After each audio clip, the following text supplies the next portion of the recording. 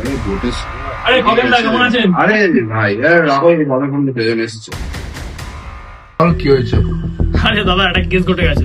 আবার কেস ঘটিয়ে ফেলেছিস? তোর নামে এমনি কতগুলো কেস আছে থানায়। আরে এবার আমি না, আমার দলের ছেলেটা ঘটিয়েছে। তুই দেখতে পার আমায় কেস ছাড়তে হবে এখন? আপনার কি মনে হয় আমি চেষ্টা করিনি? বিষয়টা তো আমি বুঝে নিতে পারতাম। এটা আপনাদের এই লালচক থানার ওসি এত জ্বালাচ্ছে বিশ্বাস করুন আর পারছি না। আপনারা কিছু ব্যবস্থা করুন। অন্যদের এমনি কম্পিউটার চোখে বেড়াতে সরাতে হবে, কিচ্ছু করার নেই। অনেক কেস চলছে।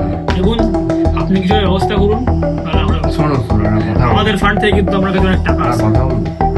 ভোটের সময় একটু মাল্লু পাল্লু কিছু না দিলে চলে। মাল্লু বুঝতেই টেনশন আপনি পারছো, করছেন? অনেক খরচা। এই টাকা পয়সা চিন্তা করছেন দাদা? ঠিক আছে, তোরা তাহলে ওকে মেরে সাল্টে দেয়, বাদে কিছু যদি হয় কেস কামারি। এটাই তো চাইছিলাম, এই সাপোর্টটা দিতে এসেছি আপনার হ্যাঁ, আমি সবসময় দাদা আপনার পাশে আছে। সবসময় তোর ঠিক আছে। সাথে। হ্যাঁ, তোর কাছে তুই সাল্টে দেয়, ঠিক আছে?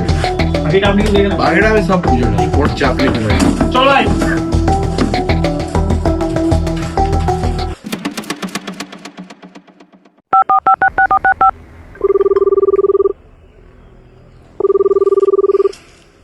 হ্যালো, আমার নতুন অফিসটা আসো তো, কথা আছে, দরকার আছে, আসো।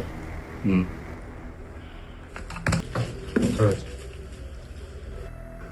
বলছি কার্তিকের ছেলেরা এসেছিল, কি নাকি মার্ডার ফার্ডার কিছুটা করেছে, তুমি নাকি ওদের পিছনে লেগেছো। ওই নিয়ে আমাকে বলছে সব, তোমাকে নাকি মেরে ফেলে ফেলবে। দেখো ব্যাপারটা, মানে আমার ডিউটি আমি করবো। সেটা আমি বুঝতে পারছি, ইলেকশন বুঝতে তো পারছি আমরা। দেখো কি করতে পারো, তোমার বলছি আমি মার্ডার করে দেবো, তুমি চলতে গেলে তো আমাদের অনেক প্রবলেম হয়ে যাবে। বুঝতে পারছো ব্যাপারটা? ঠিক আছে তাহলে আমি দেখছি ব্যাপারটা। দেখো একটু, দেখো এটা কিন্তু আর্জেন্ট। ঠিক আছে। ঠিক আছে, দেখো।